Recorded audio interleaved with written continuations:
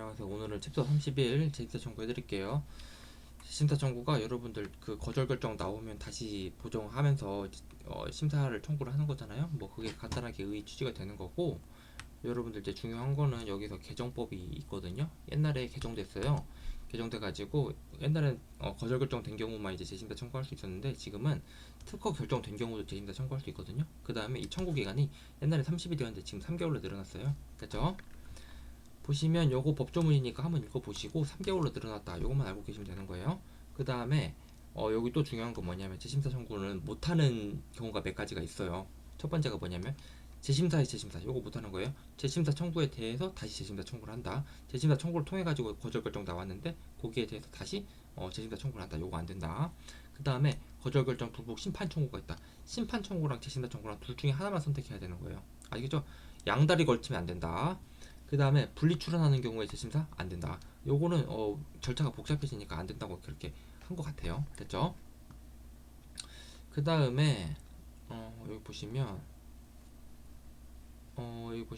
재심사 청구할 때 의견도 제출할 수 있고, 요거는 그냥 그 절차니까, 법조문에 나온 절차니까 재심사 청구 취하 못한다. 왜냐하면 심사관이 아니 재심사 청구 취하할 수 있으면 그 인력이 낭비되는 거예요. 아시겠죠? 그러니까 재심사 청구 취하 못한다. 일단 투입된 인력으로 이제 일단은 심사를 보고 있잖아요. 됐죠?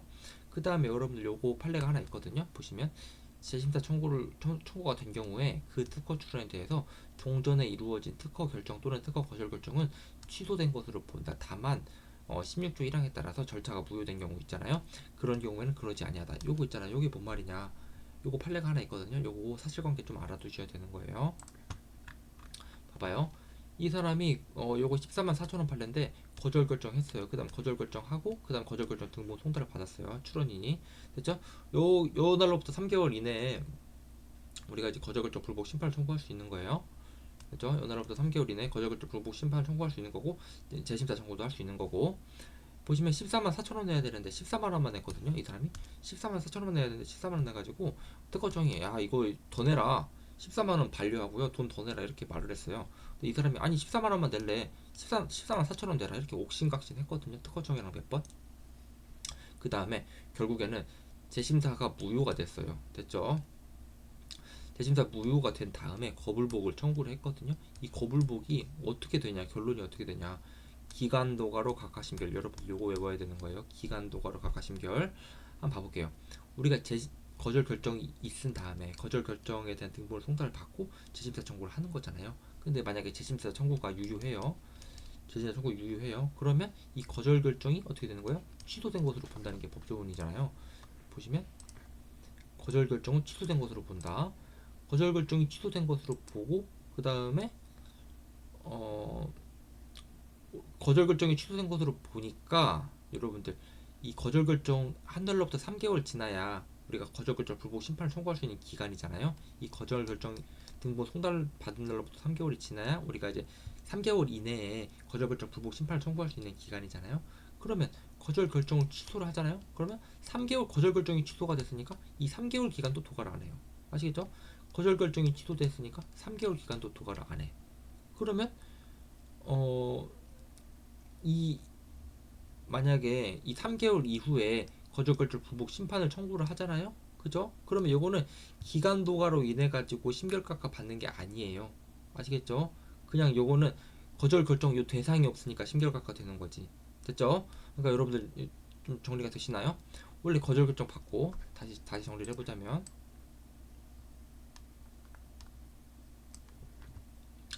봐봐요. 지금 원래 거절 결정을 받잖아요. 거절 결정을 받으면 3개월 이내에 우리가 이제 거절 결정 불복 심판을 청구할 수 있어요. 3개월 이내에. 그죠? 3개월이 도가를 하잖아요. 그럼 기간 도가로 인해 가지고 심결각과 받는 거예요. 됐죠? 근데 재심사 청구를 하잖아요. 그럼 거절 결정이 취소가 돼요. 거절 결정이 취소가 된다. 그럼 3개월 기간이 도가하지 않아요. 3개월 기간이 도가하지 않으면 우리가 기간 도가로 심결각과 되지 않는 거예요. 됐죠? 그죠? 근데 이 재심사 청구한 게 만약에 무효가 되잖아요. 재심사가 무효가 되잖아요. 재심사가 유효일 때는 이렇게 거절 결정이 취소가 되고 3개월이 도가하지 않고 기간 도가로 심결각화 되지 않는데, 그죠? 보시면 이 재심사가 무효 처분 받잖아요. 재심사가 무효 처분 받으면 재심사가 무효 처분 받잖아요. 그럼 거절 결정이 취소된 게 아닌 거잖아요. 그러니까 거절 결정이 있는 거예요. 거절 결정이 있는 거고 3개월 기간이 도과하는 거고 3개월 기간 도과해 가지고 거절 결정 불복 심판 청구하잖아요. 그럼 심결과가 되는 거예요. 아시겠죠? 여러분들 이해되시죠? 재심사 청구가 다시 봐봐요. 재심사 청구가 유효하잖아요. 재심사 청구가 유효하면 거절 결정이 취소되고 3개월 기간이 도과하지 않고 3개월 도관 이후에 거불복을 청구를 했어도 심결과가 되지 않아요. 됐죠? 근데 재심사 청구가 무효 처분을 받잖아요. 지금 14만 4천 원에서 4천 원 안 내가지고 무효 처분 받잖아요. 그럼 거절 결정이 취소된 게 아니니까 거절 결정이 있는 거예요. 3개월 또 도과 안 하는 게 아니니까 도과를 하는 거예요. 3개월 기간도 도과를 안 하는 게 아니니까 도과를 하는 거예요. 아시겠죠? 3개월 기간도 도과를 해요. 그리고 기간 도과로 인해 가지고 심결과가 안 되는 게 아니니까 심결과가 되는 거예요. 됐죠? 기간 도과로 인해 가지고 심결과가 된다. 여기 결론이.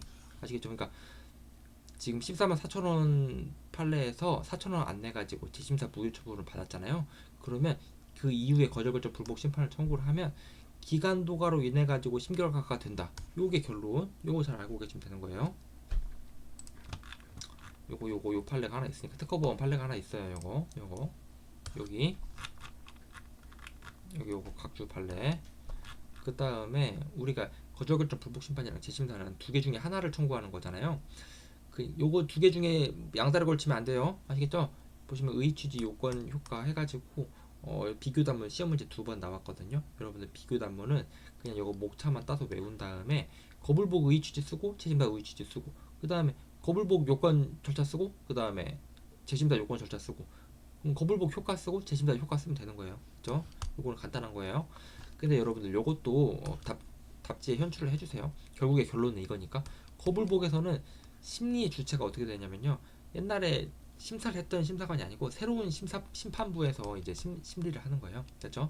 재심사 청구는 기존에 있던 심사관 있잖아요. 이게 거절 결정 내렸던 심사관이 다시 심사를 하는 게 재심사 청구예요. 됐죠? 심리에 대한 신뢰 이거는 합리성이 있죠. 왜냐하면 새로운 심판부가 다시 심리를 하는 거니까 그 합리성이 있어요. 근데 재심판 청구는 이건 선입견이 있죠. 왜냐하면 기존의 심사관이 다시 심사를 하는 거니까 선입견이 있어요. 심리 가격은 거불복은 비싸요. 재심사는 싸요. 됐죠? 심리 속도는 거불복은 느리고 재심사는 빨라요. 됐죠? 그 다음 거불복은 따라서 실체적 정의 내가 돈 쓰고 시간 쓰고 해도 실체적 정의가 거불복이 더 높아요. 근데 재심사 청구는 절차적 정의 돈도 없고 내가 지금 시간도 없다. 그러면 재심사로 가는 거예요. 됐죠? 그 다음에 제가 거불복이랑 재심사랑 둘 중에 하나만 할 수 있다고 했잖아요. 이거 선후관계에 따라서 어떻게 절차가 되냐 한번 해드릴게요. 이것도 시험 문제 나왔어요. 거불복을 청구한 다음에 재심사 청구한 경우 요거 거불복을 청구한 다음에 재심사 청구하는 경우에는 재심사가 지금 반려되는 거예요. 재심사에 청구했던 보정서가 반려되는 거예요. 왜냐하면 우리가 재심사 청구해서 못하는 거 사유 중에서 보시면 거불복에 따른 심판 청구가 있는 경우에는 재심사를 못하거든요. 그죠? 여기 보시면 거불복 한 다음에 재심사 청구를 하는 거면 이 재심사 청구할 때 첨부한 보정서가 반려되는 거예요. 됐죠? 요거 첫 번째는 거불복을 먼저 한 거고 두 번째는 재심사를 먼저 한 거고 재심사 청구를 먼저 했어요. 그럼 어떻게 되는 거예요? 특허 거절 결정이 취소가 되잖아요. 특허 거절 결정이 취소가 되면 우리가 거절 결정이 취소가 되니까 불복의 대상이 없잖아요. 불복의 대상이 없는데 어떻게 거절 결정 불복 심판을 하는 거예요. 됐죠? 그러니까 심판 청구는 부적법한 것으로 흠기를 치유할 수 없어서 심결과가 된다. 요거. 그 다음에 동시에 제출한 경우. 동시에 제출한 경우는 원칙적으로는 봐봐요. 선택을 유도를 하는 거거든요. 재심사 청구할래, 재심사를 선택을 할래, 거불복을 선택을 할래, 선택을 유도를 해요. 선택을 유도를 어떤 방식을 통해 가지고 하냐면 심사 기준에서 보정서가 늦게 제출한 것으로 보고 일단 보정서를 반려를 한다. 반려 이유 통지서에서 재심사와 거불복을 선택할 수 있음을 설명한다. 그러니까 결국에는 선택을 유도를 하는 거예요. 선택을 유도. 선택을 유도하는데 이 절차를 이렇게 만들어 놓은 거예요. 약간 구색을 맞추기 위해서. 아시겠죠? 핵심은 선택을 유도하는 거예요. 둘 중에 하나를 선택할 수 있음을 설명해 준다. 출원인이 심판 청구를 취하하는 경우에는 재심사 청구가 유효한 것으로 보고 그 다음에 반려를 요청하는 경우에는 보정서를 즉시 반려하고 심판 청구가 유효한 거예요. 그러니까 둘 중에 하나를 선택을 할 수 있는 거예요. 출원인이. 됐죠? 근데 이 특수한 경우가 있는데 우리가 원칙적으로는 재심사 청구할 때 보정서 제출하잖아요. 그 보정서 제출할 때 그 재심사 청구로 인해 가지고 보정서를 제출합니다. 이런 취지를 기재하는 거예요. 아시겠죠? 보정서를 그냥 막 내는 게 아니고 재심사 청구하기 때문에 보정서를 제출합니다. 이런 취지를 기재하는데 보정서에 재심사 청구를 기재하지 아니한 경우 그냥 보정서 막 날린 거예요. 이거는 보정서를 막 날린 거잖아요. 우리가 보정은 엄격한 시기적 제한이 있잖아요. 엄격한 시기적 제한이 있는데 아무 때나 가서 그냥 보정서 뜩 드립인 거예요. 이거는 재심사 청구로 인해 가지고 보정서를 제출합니다. 이렇게 말을 해야지 그냥 보정서 뜩 드립이면 그거 어떻게 해요? 아시겠죠? 그럴 때는 적법한 기간 내에 제출한 것으로 보정서를 적법한 기간 내에 제출한 것으로 볼 수 없어서 보정서 반려, 심판 청구 진행. 아시겠죠?